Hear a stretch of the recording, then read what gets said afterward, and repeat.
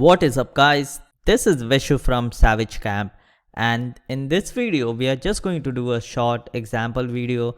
I know we have went over this, but this is like, you need to try to do all these things just to, even if you know, just to get more used to it, because the only way you are going to learn this is through practice.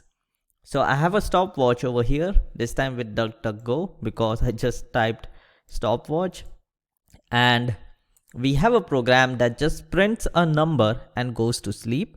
We are just printing 0 to 5, and for I in range 6, which means that we are opening 6 processes, I'm going to give that as a target for print numbers.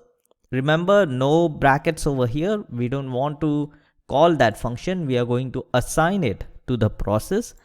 And then we have to do for P in my process list, we just start and then we join the process. Now we call the my main at the end. Let me leave some blank spaces because Python wants it. And that is it for this video. The reason I did 0 to 5 is because it will take 5 seconds to print this. And if we do this 6 times, it's 30 seconds.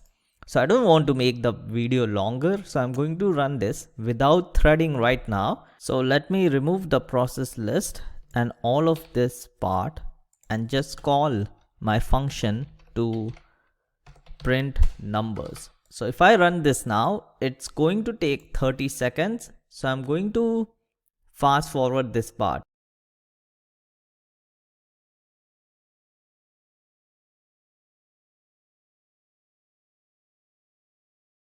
Okay, we are done. I forgot to stop this, so it's 39 seconds. It's actually like 30 seconds, but that is what it takes with a normal program if you call it 6 times. Now let's introduce our multiprocessing, and I am going to reset this, and I will run with my keyboard shortcut and then click the start over here. That's it guys, it took like 5 seconds, and it's because we ran 6 processes. Something that took 30 seconds just took like 5 seconds because we are only running it 5 times.